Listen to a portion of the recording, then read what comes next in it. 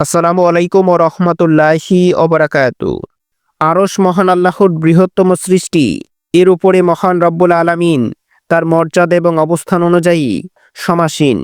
এরশাদ হয়েছে, মহিমান্বিত মহান আল্লাহ তাআলা যিনি প্রকৃত মালিক, তিনি ছাড়া কোনো ইলাহ নেই, তিনি সম্মানিত আরশের অধিপতি। সূরা মুমিনিন।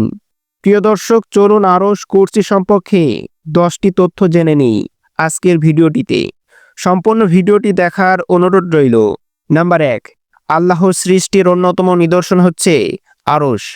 আরশ অর্থ হচ্ছে রাজত্ব, রাজ সিংহাসন, সাদ, মাচা শক্তি, গোত্র ইত্যাদি। নাম্বার 2, কুরআন মাজিদে আরশ শব্দটি 25 বার এসেছে। এই পৃথিবী থেকে 7 আসমান পার হয়ে সিদরাতুল মুনতাহা থেকে ৭০,০০০ নূরের স্তর অতিক্রম করে আল্লাহর আরশ। নাম্বার 3, এই আরশ এতই মর্যাদাবান যে আল্লাহ তাআলা ইরশাদ করেন, তিনি মহান আরশের রব। সূরা তাওবা। নাম্বার 4, রাসূলুল্লাহ সাল্লাল্লাহু আলাইহি ওয়াসাল্লাম বলেন, আরশ বহনকারী একজন ফেরেশতার সাথে আমাকে আলাপ করার অনুমতি দেওয়া হয়েছে। সেই ফেরেশতা কানের লতি থেকে ঘাড় পর্যন্ত যে দূরত্ব, তা কোনো দ্রুতগামী ঘোড়া অতিক্রম করতে 700 বছর সময় লাগবে। নাম্বার 5, আরশ বহনকারী একজন ফেরেশতা যদি এত বড় হন, তাহলে আরশ কত বড়। ইমাম জাফর সাদিক রহমতুল্লাহি আলাইহি বলেন, আরশ প্রতিদিন ৭০,০০০ নূরের রং ধারণ করে। নাম্বার 6, কুরসি আল্লাহর সৃষ্টির এক অনন্য নিদর্শন। কুরসি অর্থ চেয়ার, আসন, সিংহাসন। কুরসি আল্লাহর আরশে আজিমের উপর অবস্থিত। নাম্বার 7, আল্লাহর কুরসি যে কত বড় তা তিনি নিজেই বর্ণনা দিয়েছেন। তার কুরসি আকাশ এবং পৃথিবীময় পরিব্যাপ্তি। এদের রক্ষণাবেক্ষণ তাকে ক্লান্ত করে না। সূরা বাকারা। নাম্বার 8, কুরসি শব্দটি কোরআনে 2 বার এসেছে।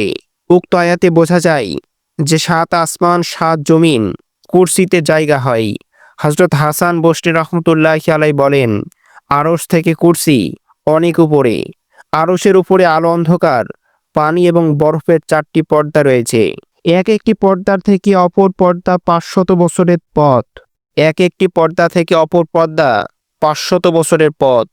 কুরসির তুলনায় 7 আসমান 7 জমিন বিশাল মরুভূমিতে একটি শস্যদানার মতো। আবার আরশের তুলনায় কুরসি একটি শস্যদানার মতো। আরশ বহনকারী ফেরেশতা 8 জন, আর কুরসি বহনকারী ফেরেশতা 4 জন। নাম্বার 9, আল্লাহর আরশ, কুরসি এবং লাহে মাহফুজ সবই তার কুদরতের নিশানা। যে বিস্ময়কর কুদরতসমূহ আমাদের নবী মুহাম্মদ সাল্লাল্লাহু আলাইহি ওয়াসাল্লাম মিরাজ সফরে সশরীরে জাগ্রত অবস্থায় বাস্তবে দেখেছেন। আবু হুরায়রা রাদিয়াল্লাহু তাআলা আনহু কর্তৃক বর্ণিত, আল্লাহর রাসূল সাল্লাল্লাহু আলাইহি ওয়াসাল্লাম বলেছেন, আল্লাহ তাআলা 7 ব্যক্তিকে সেই দিন তার আরশের ছায়ায় ছায়া দান করবেন, যেই দিন তার ছায়া ব্যতীত আর কোনো ছায়া থাকবে না। মহান আল্লাহ তাআলার পথে জীবন চালিয়ে জান্নাতে যাওয়ার তৌফিক দান করুন।